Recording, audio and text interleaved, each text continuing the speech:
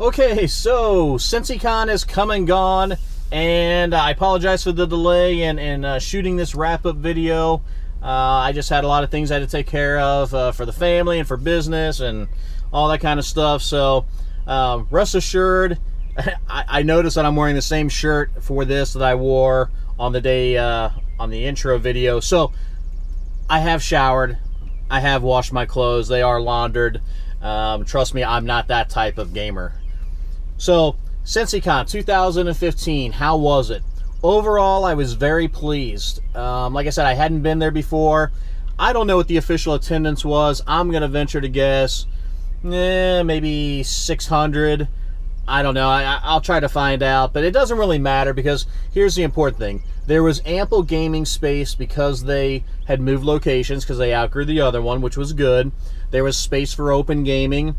You know, the role players had one area. There was board gamers. There was a tournament area, not only for card tournaments, but for miniature tournaments. I know they had some 40K and stuff like that going on, Warhammer, whatever it's called. I don't play it, so it's all the same to me.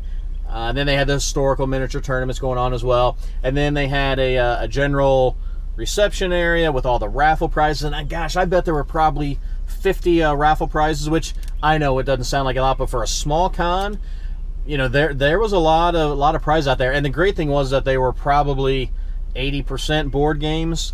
There were some, you know, Castles of King. Okay, so what were some of the pros and cons of the convention? First off, and I might refer to my notes here, some of the positives.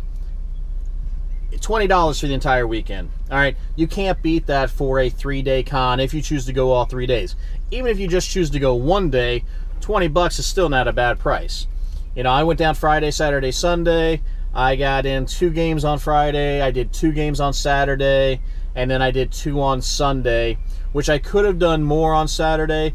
But I'll be honest, 2 games in 1 day is, especially at a convention, a lot of times where you're learning new games, that's about my max threshold of being able to absorb the information and have a good time. So spend a lot of time walking around talking to people and meeting new people, shooting some videos of some games, which will go up on the channel as well. But the cost for getting the games in, great. You know, you like I said, you're not going to beat it. The vendors and the food at the con. The vendors I thought were a little sparse, but I will still give them a pro because there was a varied amount of it. There was board game vendors. A couple of them were just retail brick and mortar stores. There were a couple of publishers there selling their games. Small publishers. I had never heard of either one, and I think they both probably had just 1 game apiece that they were there promoting.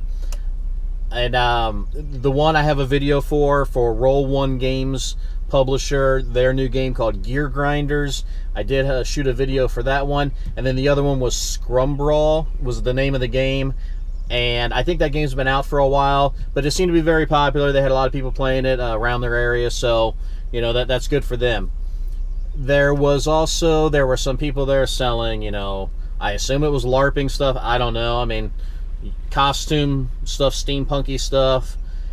And then, you know, there was the run-of-the-mill vendor that was basically, like I said, just a brick and mortar trying to unload some overflow stuff.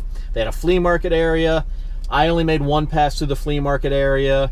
The quality of the raffle prizes really surprised me for a local con.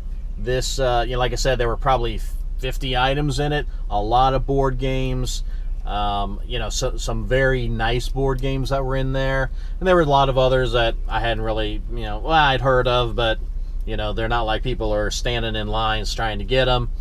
But again, just the sheer number of raffle prizes that were available for people to pick and choose what they wanted to try and win. You know, probably the greatest surprise of the con was that I ran into some friends that actually got me into gaming back in the 1980s, 85 I think, that I used to game with regularly until about 1990 when I moved away, a couple hours away. We started having kids, so, you know, that cuts into the gaming time. But I hadn't seen them in 15 years, and so, you know, just to see them again and spend some time and catching up and And then it turned out one of the guys is, you know, he was there running a game or whatever. So, you know, just that's what I love about these small cons. They really are kind of like a family get together, and you know, just I don't know. Best way to describe it is just, you know, rekindling those bonds and rekindling that camaraderie that maybe you've lost over the years. And then I'd also like to give a special thanks or a special shout out to a couple of people. One, Dan Rye. Again, Dan allowed me to shoot some video, which I'm sure he was extremely patient, because honestly, I'm still learning how to use this equipment. But again, he was more than willing to let me shoot some video during Commissioned. Also to Jared Wolpert from Roll1 Games. He allowed me to shoot a video discussing his game, promoting his game, Gear Grinders. So very nice guy. If you get a chance, I'm going to have that video separate. Check it out. Maybe get online, take a look at it. I tried looking for it on BGG. I couldn't find it on BGG. It's only been out since the first of the year. He self-published it. He didn't do a Kickstarter or anything else. So, you know, kudos for that. I guess I don't have the stones to try to pull that off, but he did. So it's kind of a steampunky arena game. So again, check out that video if you're interested. And then also Nick Yankoski. Nick Yankoski has a game that is still in prototype. He's hoping to get it to Kickstarter within the next couple of months. And it is it's an air racing game. It's not a war game, but it's a game about competitive air racing of like World War II vintage fighters. Again, I shot a video on it. Take a look at it. If it's something that interests you, you can get more information about that through his website, which will be part of that video as well. Okay, so what games did I play at CincyCon that weekend? Well, I played Fire in the Lake by GMT. Again, a very heavy game. Unfortunately, I was the only one who showed up, so I got a lot of one-on-one attention from the GM. It's a good game. Like I said, I own it. After the first hour, I thought I'm selling it.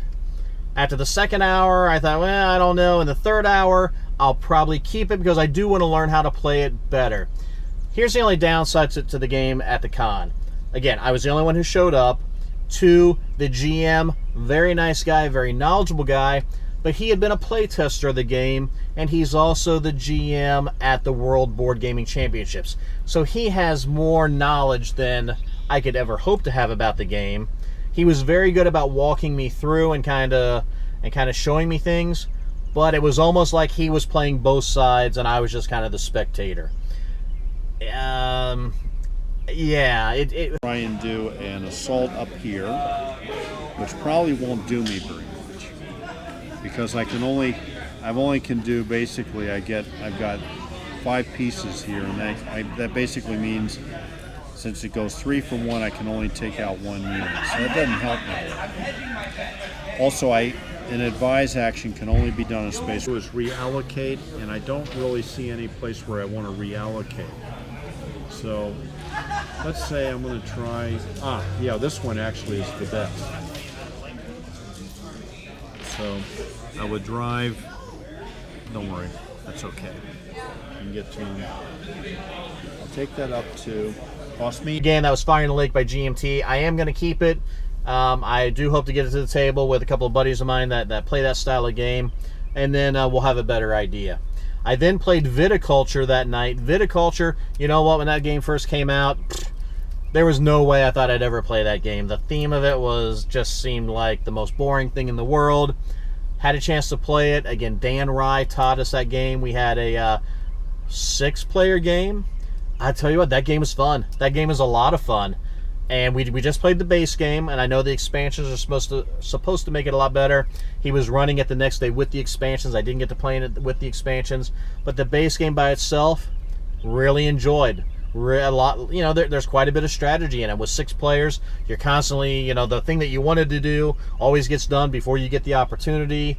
So I was really impressed with that game, and I might end up picking it up. I don't know if it would appeal to the people that I have in my group. I don't know if it would be too much for my wife. She's not a big gamer. So, but I enjoyed it. Enjoyed it a lot. So, you know, Stonemaier Games, Viticulture, Great game. Saturday I played. Well, first off, Saturday morning I started out with playing the game Commissioned. Commissioned, like I said, we'll have that separate video on.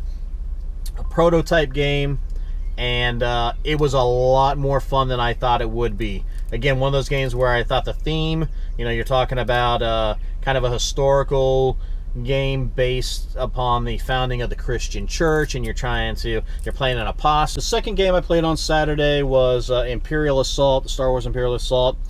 I knew I'd like it. Again, I have Descent. I've played Descent. I really just wanted to play Imperial Assault. Another one of those mini games that I own that just hasn't got to the table. I only played it for maybe an hour and a half, 2 hours. It was one of those games that was scheduled to go all day long, and people could come and go as other people dropped out. So I dropped out so other people could take my spot. Again, I just wanted to try it out, and it's a great game. There's no surprise there. So Sunday I played in Imperial Settlers, and it was a 3-player game. A lot of fun. I had kind of played it one other time, but not the entire game. So I knew I pretty much liked it anyways. I played the Romans. I lost. I went down hard. But it was it's a great game. Portal Games, Ignacy. So again, if you've never tried it, check it out. I think you'll like it. It's definitely got some different strategies involved depending on the civilization that you're playing. And then I played the Spike game. The Spike game with Aaron Ritchie.